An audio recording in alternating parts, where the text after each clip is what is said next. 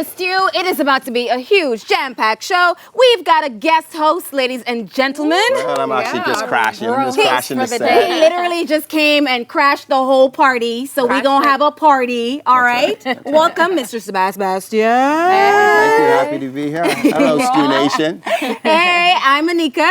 I'm Les. I'm Janae. And I'm Sebas. Hey, Take it. All right. you have to dab He one knows time. how to do this You well. gotta do that one time? Listen, I ain't a little old, but I know that older style. Give me some. Anyhow, what were you saying, Janae? I'm going to get him back. In Just na- saying. In national news this week,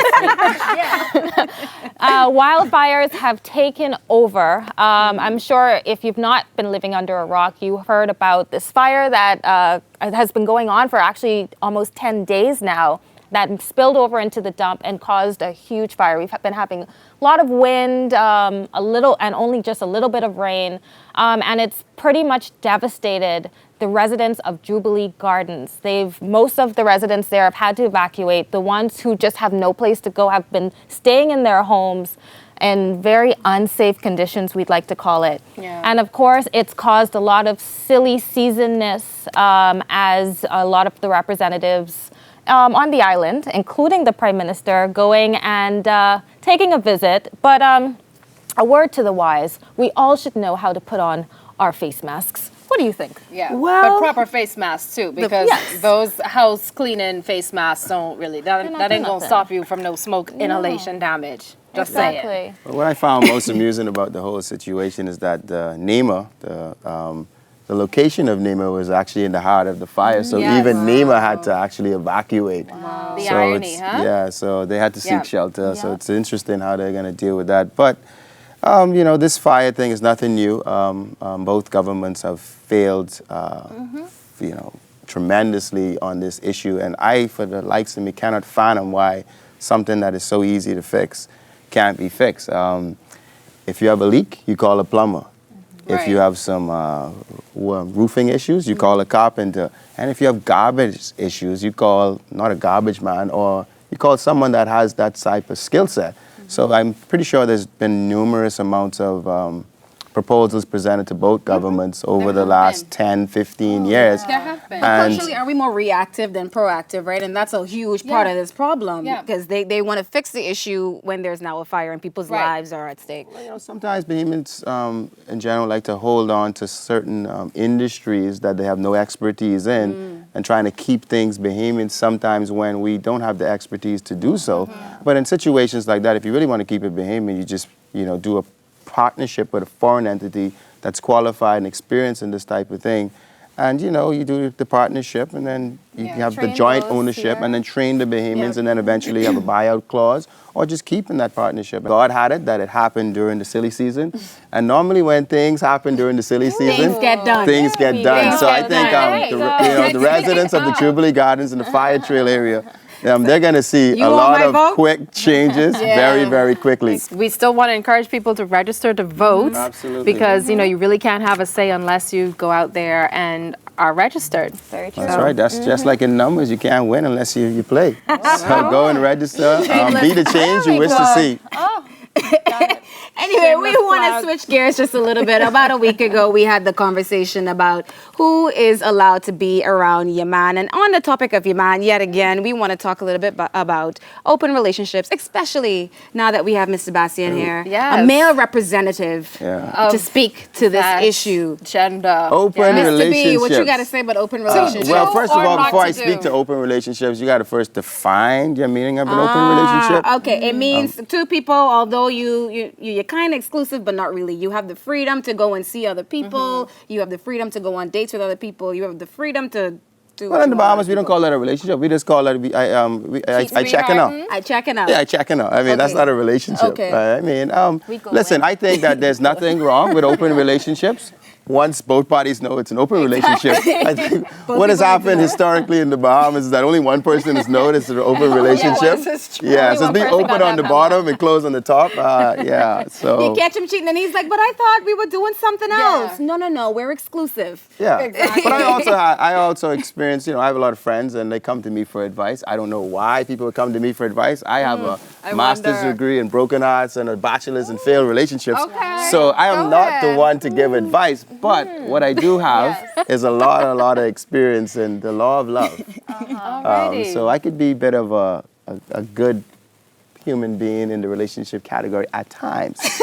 So with that said, it's very important for women to read between the lines, as well as it's very important for them to listen to what the mate is saying. A lot of women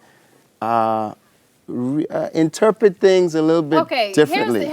I have a problem with that because to be honest with you, when you started to say, when we first started to talk about this, you said you don't see anything wrong with it unless both parties know that they're in an open relationship. Why is it that we have to be in why is it that we have to be in a relationship and I have to now read cues? That is something that should have been decided and agreed upon and discussed a long time ago rather than me having to use my female intuition.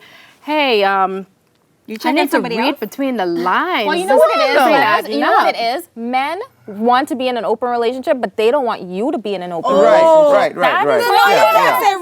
Yeah. I mean, that's what I've been told, not me. on the head? I as a decent No, human it's being. and only Okay. because I've been in this situation with Yeah. my dear, my love. Don't get divorced on the stoop, please.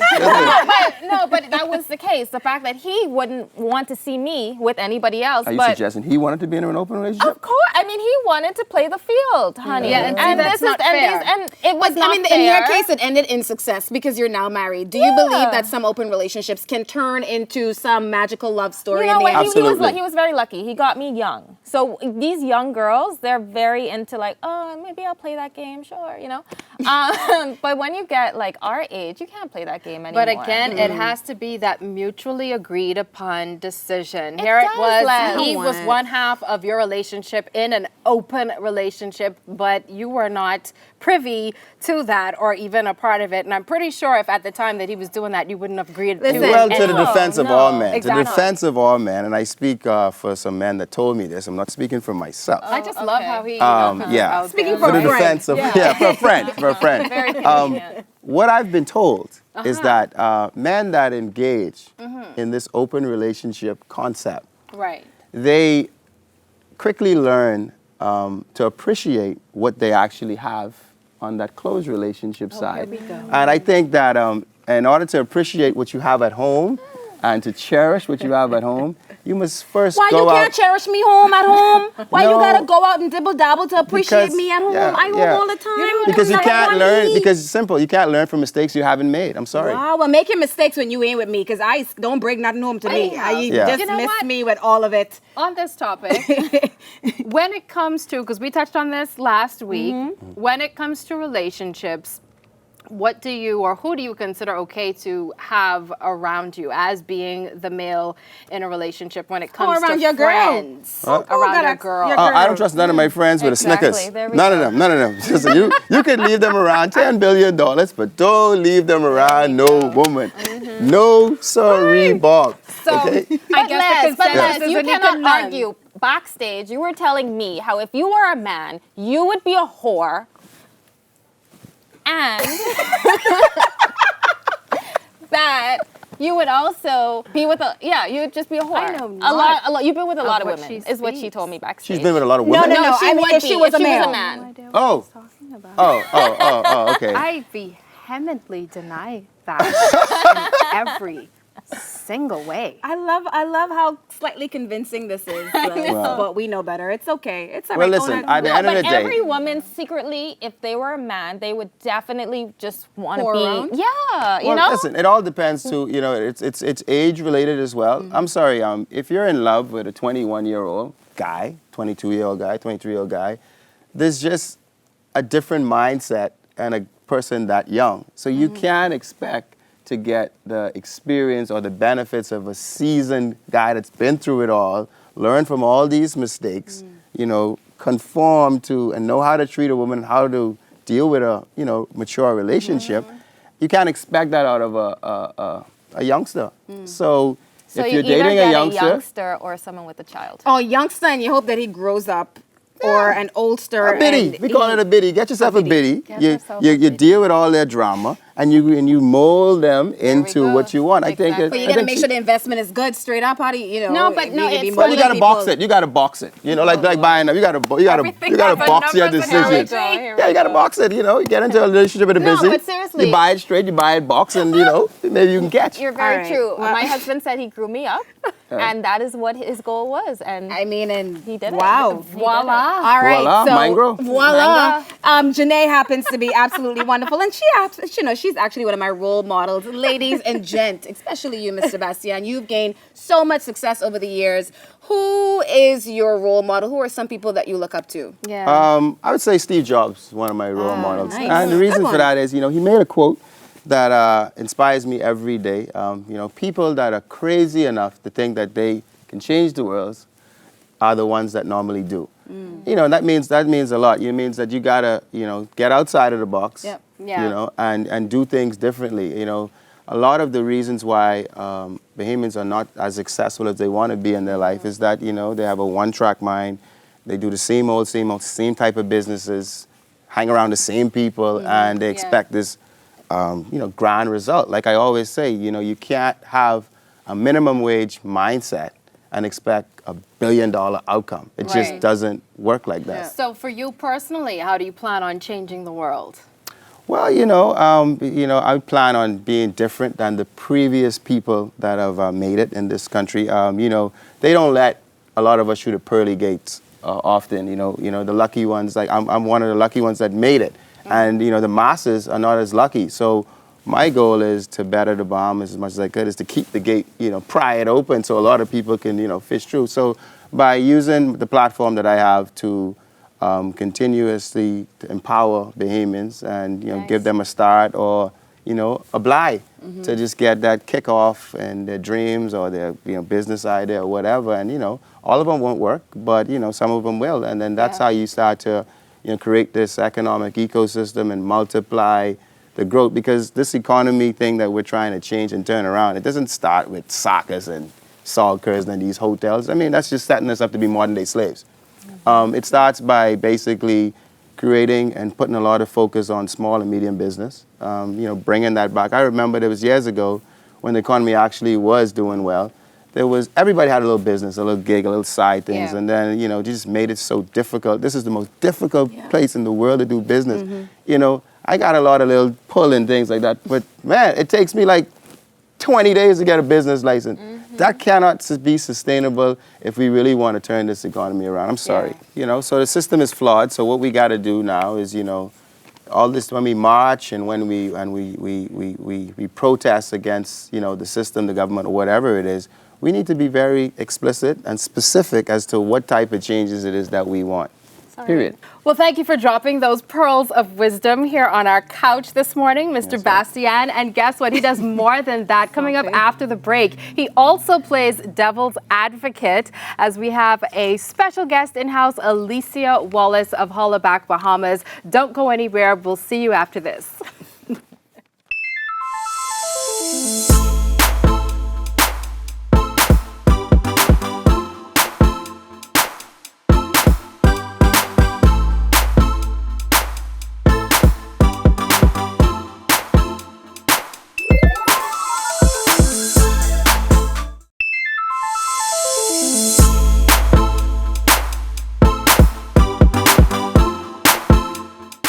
And welcome back to The Stew. Today we're talking with Alicia Wallace. She is the director of Hollaback, Bahamas, which is an initiative to stop street harassment. And we all know about it. We hear seek on the street, hey, sweet girl. These are things that we shouldn't be tolerating. And she's going to talk to us today about that. Welcome, Alicia. Hello, beautiful. Welcome. Welcome to the show.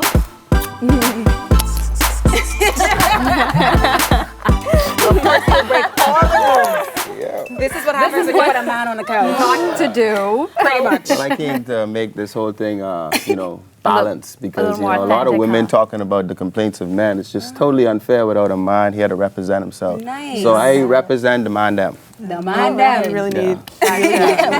Yes. It's extremely fitting today because, Alicia, you're going to talk to us about an initiative that it happens around the world, and it happens frequently in the Caribbean. So tell us about Hollaback Bahamas, and tell us about #LifeInLeggings. So Hollaback Bahamas is part of a global movement to end street harassment that exists in dozens of cities all over the world. And we actually launched in 2014.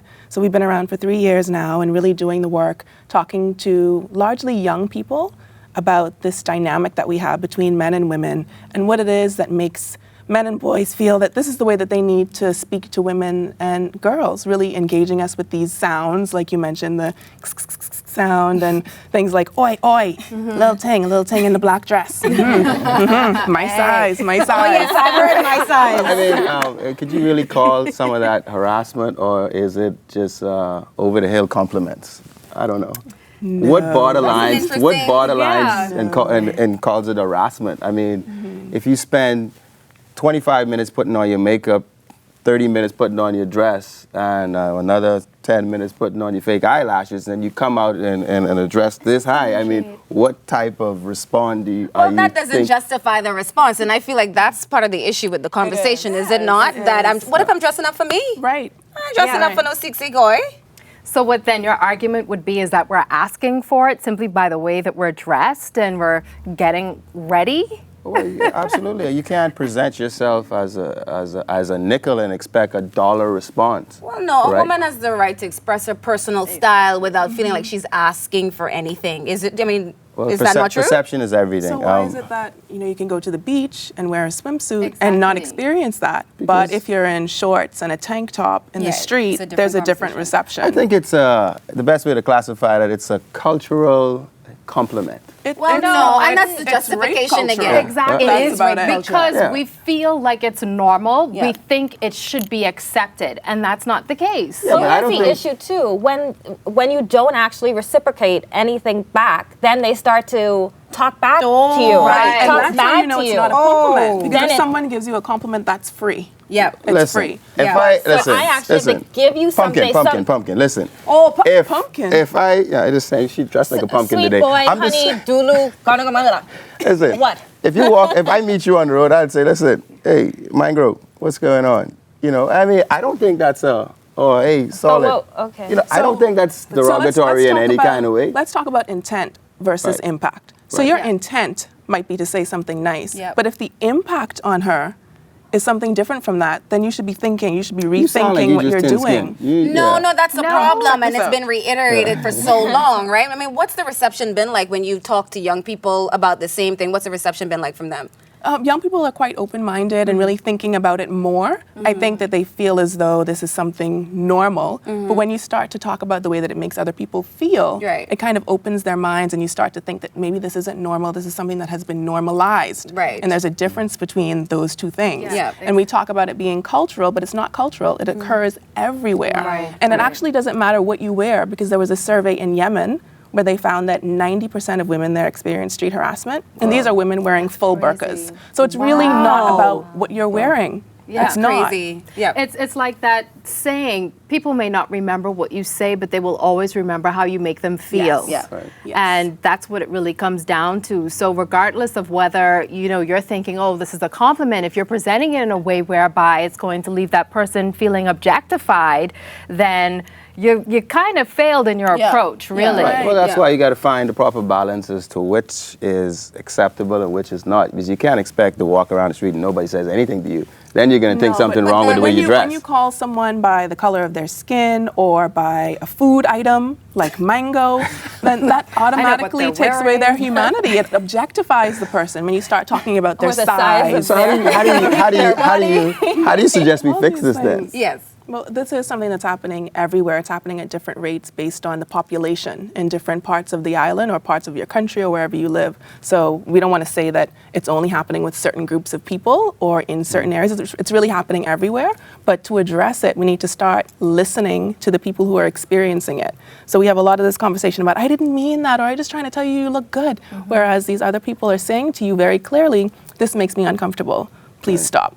So you have to start thinking about impact versus intent. But I think sometimes too, women bring some of it on themselves because, some men, and it doesn't give them the right to say derogatory things to the woman, but I think some men try to give ladies positive compliments, just sometimes just want to find out their name, and they're very rude when a man approaches them or asks them anything. They just have this, the defense up, and then the derogatory compliment comes out and be like, oh, you think you're better than people, or something else of that because nature. You're offended that this person isn't giving you the time of Absolutely. day. So I think it's a give and take, though. So let's think about the cumulative effect. How many times in a given day do you think that people experience this? Have experienced street harassment, and it's just piling up, and by the 10th time for the day, I think they should stop walking. you're just exhausted. Well, why don't you give us all cars? I know, right? Give us all cars. Give us all. If you were harassed on the street, You get a car. You get a car. You get a car. Yeah, if you've been harassed too much on the that sounds street, like what's gonna you need to happen catch the later bus. You need to catch the bus.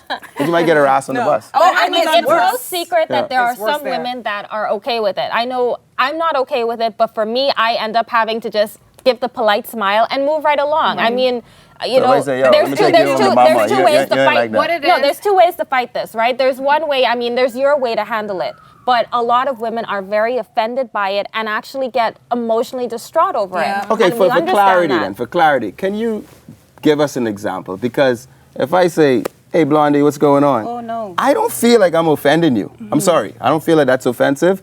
I feel that I'm kind of chiming in on your blonde. And, Right. So Right. give me a definition of did I offend you? Quite honestly, it really depends on the day and what I've gone through that day. So if you might be the first person that I encounter on that day and you say, hey, Blondie, I'll say, well, hey, Black. How you doing? Well, you are blonde. You know? realize that, right? And your hair is black. You realize that. Okay, but I'm not offended.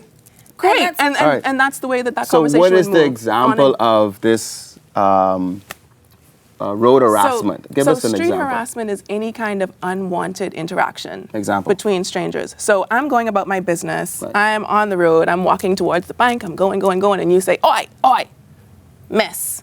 What you saying? It's an interruption. It's an interruption. No, We're I'm not- sorry. We're not in the Objection, club. objection. We're not Oi, sitting oi, there. miss is not harassment. You will not win that in court. I'm But sorry. now here's the thing, it's dependent on the person who's I can get receiving thrown the right throw it on the message. face visit. You You cannot don't make get the to decide. assumption for the person who's receiving the message. So you were saying, hey, my intention is not this, but you cannot speak for my feelings. Y'all gotta be single. I'm All si- y'all got to be Lady singles on because if and oi, gents. miss offends y'all, it's no wonder. I'm not going to mash any toes. Are you single? Let's bring it back for. Are you single? Let's bring it back for Are a you moment. single? Let's My bring it back point for a exactly. moment. Maybe y'all should open it up to the oi, miss. Just a little bit. Ladies and gents, so Alicia is actually here to share with us this upcoming event that's happening this weekend, Life in Leggings. Tell us about the event itself, how it came about, and how we here in the Bahamas are participating in it. Life in Leggings really started with a hashtag. It was a hashtag movement that started in Barbados and really picked up in Trinidad and Tobago, Dominica, all over the Caribbean, really. And people have just been sharing their stories of experiences of sexual violence. And it's really resonated with a lot of people and helped people to understand why issues like street harassment are so important to talk about, because it is on the spectrum of sexual violence. You have street harassment at one end, and then you have rape at the other. So Life in Leggings has decided to organize a regional march of solidarity, which will be taking place on Saturday. We're really excited because 7 countries will be marching at the same time. Wow. So we start here in the Bahamas at 2. We march from Potter's Key to the Dundas on Mackey Street. And once we get there, we'll have a speaker series with a number of people talking about different things. We'll have the Crisis Center there. Dr. David Allen's The Family will be there. We'll have free yoga sessions. And people can just move throughout these different activities throughout the afternoon. Good That stuff. sounds wonderful. Looking forward to it. Yeah, Well, absolutely. thank you, Alicia, for coming and speaking with us. Again, this harassment can lead to bigger issues Absolutely. within the country. So we want to make sure that we stop it in its tracks and make sure we know it depends on the person who's actually receiving the message you're giving. Right. So we'll be back on the stew. Don't miss out.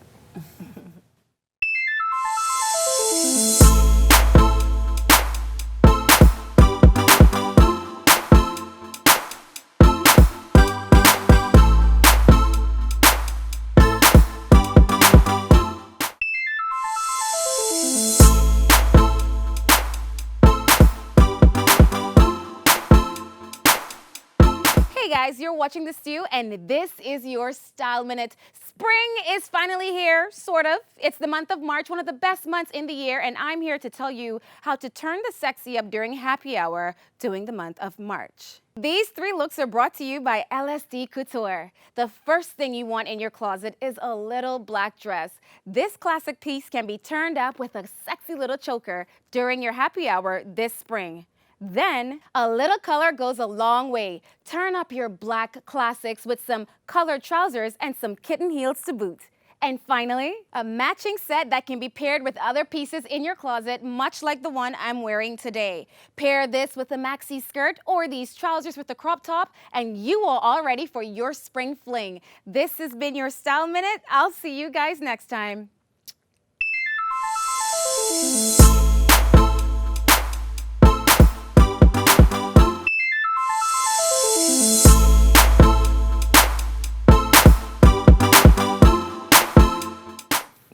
We've had so much fun with our guest bro host today, Mr. Sebas Bastian, popping in to share some of his thoughts and ideas with us and dropping lots of wisdom on us. I don't know if we were quite ready for that today, but we certainly did appreciate it. Thank you to Alicia, Wallace for stopping by as well. And we sure did have a lot of fun on our couch today. I don't know about y'all, but I thoroughly enjoyed myself. It was great. Yes, it really was. And you want to stay with us and catch up on any shows you've missed online. We're on Facebook, The Stew Daytime, and of course, across social media, IL TV studios. So we'll see you next time right here on The Stew. When the vibe is right, we can talk about anything you like. Just listen. Take a walk right over to my kitchen. Oh,